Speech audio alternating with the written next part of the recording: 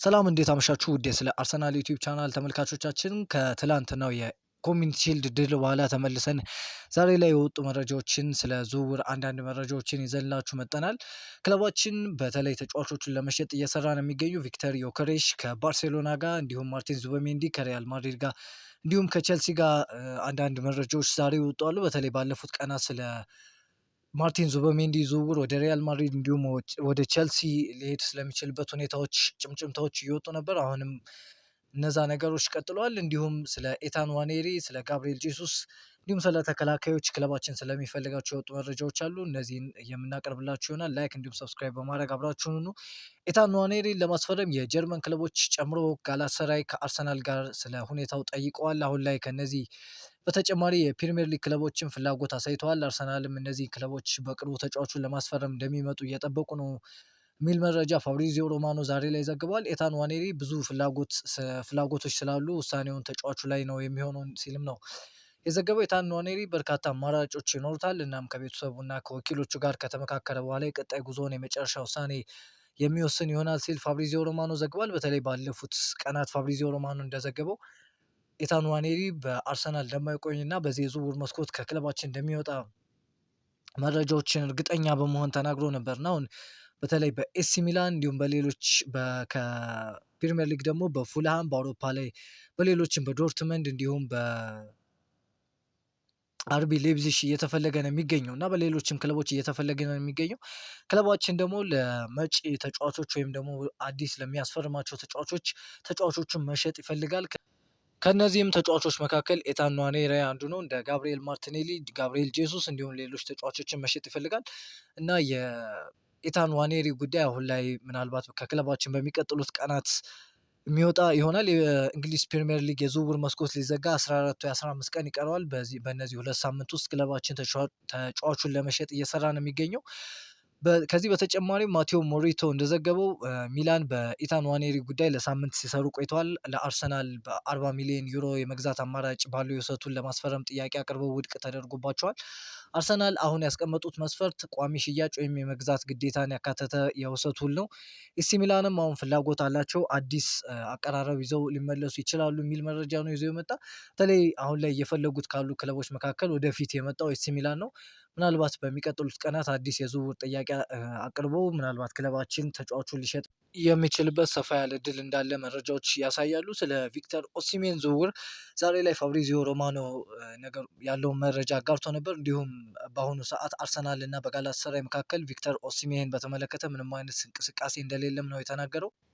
ከዚህ ዜና በኋላ ደግሞ አንዳንድ የወጡ መረጃዎች አሉ እና አርሰናል ቪክተር ኦሲሜንን ለማስፈረም እየተንቀሳቀሰ ሲሆን ጋላታሳራይ ደግሞ ወደ 60 ሚሊዮን ፓውንድ አካባቢ እየጠየቀ ነው። ኦሲሜን ወደ አርሰናል ለመሄድ ፍቃዱን ሰጥቷል ሲል ስታዲዮ ዲፖርቲቮ የተሰኘ ዘጋቢ ዘግቧል እና ከዛም በኋላ የወጣ መረጃ አለ። ነገር ግን ፋብሪዚዮ ሮማኖ እንዳለው ይህ ተጫዋች እስካሁን ወደ አርሰናል ሊዘዋወርበት የሚችልበት ሁኔታና እንዲሁም አንዳንድ ነገሮች በክለቦች መካከል እንዳልተወያዩ ነው የዘገበው። ከዛ በኋላ ግን ፍራንኩን ቦዝጉል የተሰኘ ዘጋቢ እንደዘገበው አርሰናል ቪክተር ኦሲሜን በተመለከተ ለጋላታሳራይ በይፋ የፍላጎት ደብዳቤ ልከዋል። ነገር ግን ጋላታሳራይ አሁንም ይፋዊ ጥያቄ እየጠብቁ ነው።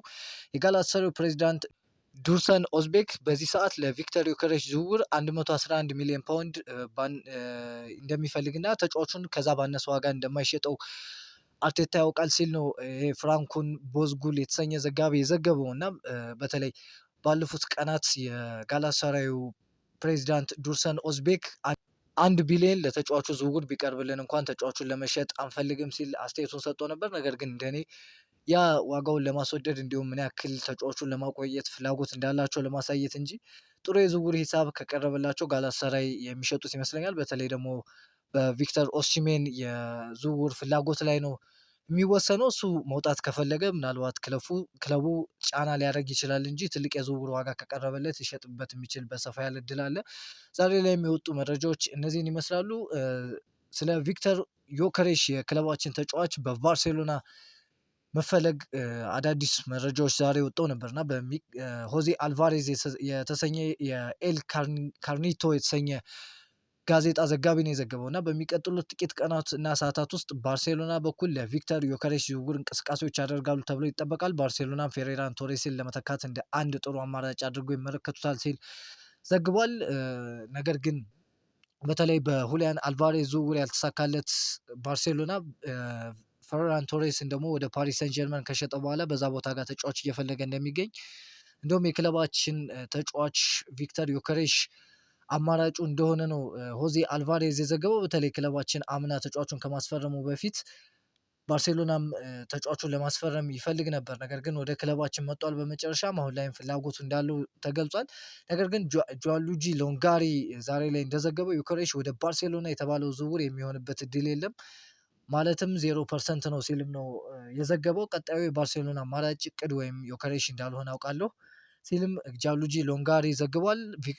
ፋብሪዚዮ ሮማኖ በበኩሉ አርሰናል ስለ ቪክተር ዮከሬሽ ከባርሴሎና ጋር ምንም አይነት ግንኙነት አላደረገም፣ እስካሁን ምንም ተጨባጭ ነገር የለም የሚል መረጃዎች ነው ፋብሪዚዮ ሮማኖም እየሰጠው። በተለይ ክለባችን በዛ ቦታ ጋር በዋናነት የያዘው ሁሊያን አልቫሬዝ ዝውውር ከባድ መሆኑን ተከትሎ ሌሎች አማራጮችን እያየን የሚገኘው እና ቪክተር ኦሲሜን የሚወጣ ከሆነ ምናልባት ከእሱ ጋር ተመሳሳይ ያጫወት ዘይቤ ያለው ቪክተር ዮከሬሽ ሊወጣ እንደሚችል ይጠበቃል። ነገር ግን እስካሁን የተረጋገጠ ከባርሴሎና ጋር የመጣ ምንም አይነት የይፋዊ ጥያቄ እንደሌለ ነው ፋብሪዚዮ ሮማኖ የዘገበው።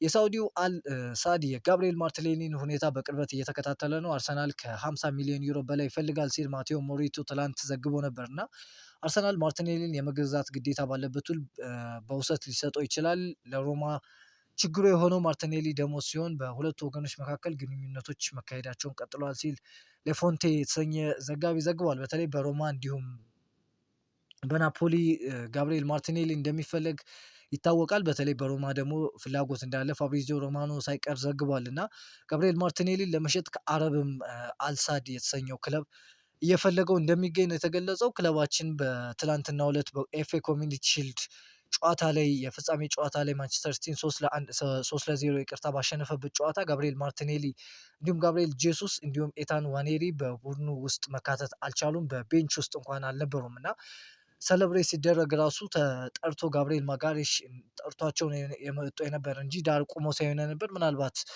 በእርግጠኝነት ከኤታን ዋኔሪ በመቀጠል ጋብሪኤል ማርቲኔሊም በዚህ የዝውውር መስኮት ከክለባችን እንደሚለቅ ይጠበቃል። ናፖሊ ጋብሪኤል ጄሱስን ይወዱታል፣ ነገር ግን በዝውውሩ ጉዳይ ላይ ላቅ ያለ ደረጃ አልተደረሰም። የተጫዋቹ ደሞዝ ከፍተኛ ነው። ናፖሊ ወደ እሱ ከመሄዱ በፊት ተጫዋቹን መሸጥ ይኖርበታል። በሌላ በኩል ናፖሊ ጋብሪኤል ማርቲኔሊ ላይ ፍላጎት ስለማሳየቱ የደረሰኝ መረጃ የለም። እስካሁን ከየትኛውም ክለብ ለማርቲኔሊ ተስማሚ ጥያቄ አልመጣም ሲል ፋብሪዚዮ ሮማኖ ዘግቧል። ስካይ ስፖርት እንደዘገበው ደግሞ ሎሬንዞ ሉካ እና ኖአላንግ በናፖሊ ሊቆዩ ይችላሉ። ለሁለቱ አጥቂዎች ምንም አይነት የዝውውር ጥያቄ አልቀረበም።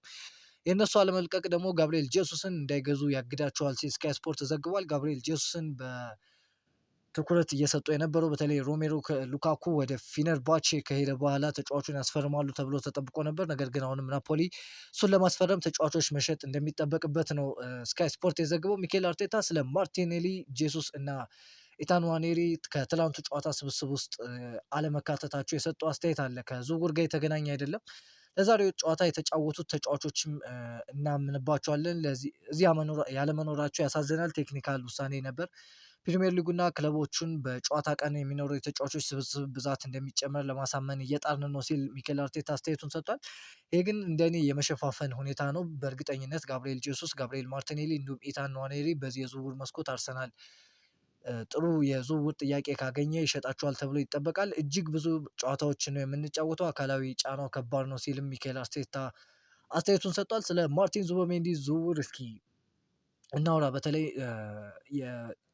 ለቸልሲ ቅርብ የሆነውና በተደጋጋሚ የቸልሲ መረጃዎችን በማውጣት የሚታወቀው ሳይሞን ፊሊፕስ እንደዘገበው የዙበሜንዲ እና የቸልሲ ጉዳይ ላይ አሁንም አይናችሁን አታንሱ። ዣቪ አሎንሶ የዙበሜንዲ ስም ለቸልሲ ማኔጅመንት አቅርቧል። አሎንሶ እና ዙበሜንዲ ተመሳሳይ ወኪል አላቸው የሚል መረጃ ይዞ ወጥቷል እና በተለይ ሁለቶችም ስፔን ከመሆናቸው አንጻር ማርቲን ዙበሜንዲ ላይ ፍላጎት እንዳለው ነው የተገለጸው። ሞሪኒዮ በሌላ ዜና ደግሞ በዚህ ክረምት ማርቲን ዙበሜንዲን ለማስፈረም ለሪያል ማድሪድ አረንጓዴ መብራት ሰጥቷል። አርሰናል ተስማሚ የሆነ ጥያቄ ከመጣ አማካኙን ለመሸጥ ፈቃደኛ ነው ሲል ሙንዶ ዲፖርቲቮ ዘግቧል እና በተለይ የማርቲን ዙበሜንዲ ከክለባችን መውጣት በተለይ ከብሩኖ ጊማሬሽ ወደ ክለባችን መምጣት ተከትሎ በጣም በስፋት እየተነሱ ነው የሚገኙት። በተለይ ደግሞ በሪያል ማድሪድ እንዲሁም በቼልሲ ተጫዋቹ እየተፈለገ እንደሚገኝና ከሁለት አንዱ ክለብ ሊገባ እንደሚችል እየተነገረ ነው የሚገኘው። እንደኔ እነዚህን መረጃ ሳይ እንደ አንድ አርሰናል ደጋፊ ትክክል ነው ብዬ አላስብም። ምክንያቱም አርሰናል የሚሸጥበት ምንም አይነት ምክንያት አይታየኝም። አምና ክርስቲያን ኖርጋርድ ነበረ፣ እሱን ወደ ኤቨርተን ሽጦታል እና እሱ ከተሸጠና ብሩኖ ጊማሬሽ ከመጣ ላይክ ፎር ላይክ ምትክ ዋን ኢን ዋን አውት እንደሚባለው ማለት ነው። ይቅርታ ዋን አውት ዋን ኢን ማለት ነው። አንድ አስወጥቶ አንድ ሽጦ አንድ መተካት ማለት ነው እና ኳሊቲ ኢምፕሩቭ እያደረገ ነው የሚገኘው አርሰናል። ለምን ማርቲን ዙበሜንዲ እንደሚሸጠው እንደዚህ ጭምጭምታዎች እንደሚወጡ አልገባኝም። ምናልባት አርሰናልም ለመሸጥ ይፈልግ ይሆናል። ነገር ግን እንደኔ ትክክለኛ ነው ብዬ አላስብም። ምክንያቱም ማርቲን ዙበሜንዲ በክርስቲያን ኖርጋርድ ቦታ ከሆነ በማርቲን ዙበሜንዲ ቦታ ደግሞ ብሩኖ ጊማሬሽ ይሆናል ማለት ነው እና ሰርክል እያደረገ ተጫዋቾችን ሮቴት እያደረገ ሚኬል አርቴታ መጠቀም የሚችልበት ሰፋ ያለ እድል እያለ ለምን ማርቲን ዙበሜንዲ ይለቃል? ምክንያቱም ብሩኖ ጊማሬሽም ሆነ ዴክላን ራይስ በዛ ቦታ ጋር በዋናነት የሚጫወቱ ከሆነ ወደ መጨረሻ መድከማቸው አይቀርም። በተለይ ዴክላን ራይስ ባለፈው የውድድር ዓመት ምን ያክል በጉዳት እየተሰቃየ ሲጫወት እንደነበር የምናስታውስ ነው እና በብሩኖ ጊማሬሽ መምጣት የማርቲን ዙበሜንዲ አፌክት ይሆናል ወይም ደግሞ ለመውጣት ከአርሰናል ይፈልጋል የሚሉት ነገሮች እንደኔ አይታዩኝም እና እስካሁን ያሉ የዝውውር መረጃዎች ግን ብሩኖ ጊማሬሽ ከመጣ በኋላ ማርቲን ዙበሜንዲ ከክለባችን መልቀቅ እንደሚፈልግ አይነት አድርገው እያወጡ ነው የሚገኙት። ከቸልሲ እንዲሁም ከሪያል ማድሪድ ጋር እያገናኙት ይገኛሉ። ስለሱ አዳዲስ መረጃዎች ከወጡ የምናሳውቃችሁ ይሆናል። የእናንተን ሀሳብ እስኪ ኮሜንት አስቀምጡልኝ። ባየር ሊቨርኩሰን ጃረል ኮንሳን በምንም አይነት ዋጋ ለሽያጭ እንደማይቀርብ ለአርሰናል አሳውቀዋል የሚል መረጃ ሉዊስ ባወር የተሰኘ ዘጋቢ ዘግቦታል። ዛሬ ላይ በተለይ ገነር ብሎግ ትላንት ይዞት እንደወጣው መረጃ ዛሬ በአርሰናል ተቀያሪ ወንበር ላይ አንድ ተከላካይ ብቻ ነበር የነበረው። በተለይም ከማንቸስተር ሲቲ ጋር ባደረግነው የፍጻሜ ጨዋታ ማለት ነው። በሚቀጥሉት ጥቂት ቀናት ውስጥ በዝውውር ገበያው ውስጥ አርሰናል ይህ ቦታ ላይ ትልቅና ቅድሚያ የሚሰጠው ጉዳይ ይሆናል ብዬ አስባለሁ። ኮንሳ ዋነኛ ኢላማ ነው ብዬ አስባለሁ። በተለይ በቅርቡ ወደ አስቶን ቪላ የልምምድ ካምፕ እንደሚመለስ ስለሚጠበቅ በኮንሳ ዝውውር ላይ ወደ ወሳኙ ደረጃ እየደረስን ነው ሲል ገነር ብሎግ ዘግቧል እና በኤዝሪ ኮንሳ ወይም ጃለር ኮንሳ አሁን ላይ እንደተዘገበው ባየር ሊቨርኩሰን አልሸጥም እያለ ቢገኝም ነገር ግን ጥሩ ገንዘብ ካቀረበ ተጫዋቹ እንደሚሸጥ የሚታወቅ ነው። ምክንያቱም ገንዘብ የማይገዛው ነገር የለም በዚህ ዓለም ላይ። ስለዚህ አርሰናል የዝውውር ጥያቄዎችን አይቶ ተስማሚ ነው ላለው ተጫዋች የዝውውር ጥያቄ እንደሚያቀርብ ይጠበቃል። በተለይ ዊሊያም ሳሊባ ከተጎዳ በኋላ በዛ ቦታ ላይ ተጫዋች ማስፈረም ግዴታው ነው። ወደ ሌሎች ዜናዎች ስንሄድ በተለይ ትናንት ማንቸስተር ሲቲን 3-0 አሸንፈን የኮሚኒቲ ሺልድ ዋንጫን ካነሳን በኋላ ብዙ እየተባለ ነው ስለ ክለባችን እና በቀጣይ ውድድር ዓመት የእንግሊዝ ፕሪሚየር ሊግን ዋንጫ ለማንሳት ፎቨራይት ይሆናል ተብሎ በስፋት እየተነገረ ነው የሚገኘው። በተለይ ደግሞ ትላንት ከጨዋታው በኋላ ሮድሪ ወደ ባርሴሎና ሄርዊጎ ተብሏል። ያም ለክለባችን በተለይ በጣም እንደ ግል አስተያየት በጣም ትልቅ ጥቅም አለው ብዬ አስባለሁ። ምክንያቱም ሮድሪ በጣም ወርልድ ክላስ የሆነ ተጫዋች ነው። በተለይ የባርሴሎናዊ ቀድሞ ማን ነበር ስሙ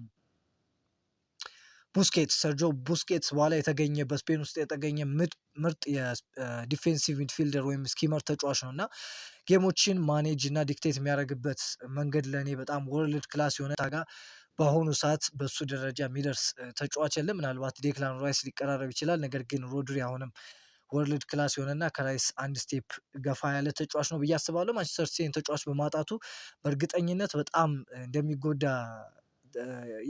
እጠብቃለሁ። እኔ በተለይ ትላንት አይተነዋል። ይሄ በ117 ሚሊዮን ፓውንድ አካባቢ የገዙት ኤሌት አንደርሰን ምን ያክል ማንቸስተር ሲቲን ኢምፕሩቭ ማድረግ እንዳልቻለ አይተነዋል እና ማንቸስተር ሲቲ በእርግጠኝነት በቀጣይ ውድድር ዓመት የሚጎዳ ይሆናል። ነገር ግን በተቃራኒው ደግሞ በአውሮፓ ቻምፒዮንስ ሊግ ባርሴሎና ላይ ትልቅ ትኩረት ማድረግ አለብን ብዬ አስባለሁ። የስፔን ተጫዋቾች ሲደመር ደግሞ ሮድሪ ያለውን ኮምፖዠር ተጠቅሞ ጌሙን ዲክቴት ማድረግ የሚችልበት አቅም ስላለው በእርግጠኝነት ትልቅ ለውጥ ማምጣት የሚችል ነው። ነገር ግን ማንቸስተር ሲቲ አሁን ላይ እየተዳከመ መጥቷል። ከጆን ስቶንስ እንዲሁም ሌላኛው ተጫዋቻቸው በርናንዶ ሲልቫ መሄድ ተከትሎ ብዙ ተጫዋቾችን እንዳጡ ይታወቃል እና ማንቸስተር ሲቲ በቀጣይ ውድድር ዓመት ተዳክሞ የሚመጣ ይሆናል ብዬ አስባለሁ። በግሌ እናንተን ሀሳብ እስኪ ኮሜንት ላይ ያስቀምጡልኝ። በስኬሊ ጋር ፓስ በጣም ተደንቄ ነበር። እንደዚህ አይነት ኳል ላለማስቆጠር ምንም አይነት ምክንያት አይኖርም። ለእኔ የቀረኝ አጋጣሚውን ወደ ጎል መቀየር ብቻ ነበር ሲል ካላፊዮሪ ለትላንቱ ማይልስ ሉዊስ ስኬሊ ፓስ አስተያየቱን ሰጥቷል። የትላንቱ የእንግሊዝ ፕሪሚየር ሊግ የትላንቱ የኮሚኒቲ ሺልድ ጨዋታ ኮከብ የደጋፊዎች ክሪስቶስ ዞሊስ በመባል ተመርጧል። ሚኬል አርቴታ በክለባችን አንድ ፕሪሚየር ሊግ፣ አንድ ኤፍ ኤ ካፕ እንዲሁም 3 የኮሚኒቲ ሺልድ ዋንጫ ማሳካት ችሏል። የእንግሊዝ ፕሪሚየር ሊግ የ2026/27 የውድድር ዓመት ሊጀምር 3 ወይም 4 ቀናት ይቀራሉ። በተለይ አርብ ክለባችን ከአዲስ አዳጊው ኮቨንትሪ ሲቲ የሚያደርገው ጨዋታ ይጠበቃል። ለዚህም ጨዋታ ቶም ብራማን የተሰኘው ዳኛ በመሃል ዳኝነት እንዲመራ ተመርጧል። ዛሬው የነበሩ መረጃዎች እነዚህን ይመስላሉ። ስለተከታተላችሁን ከልብ እናመሰግናለን። ቻው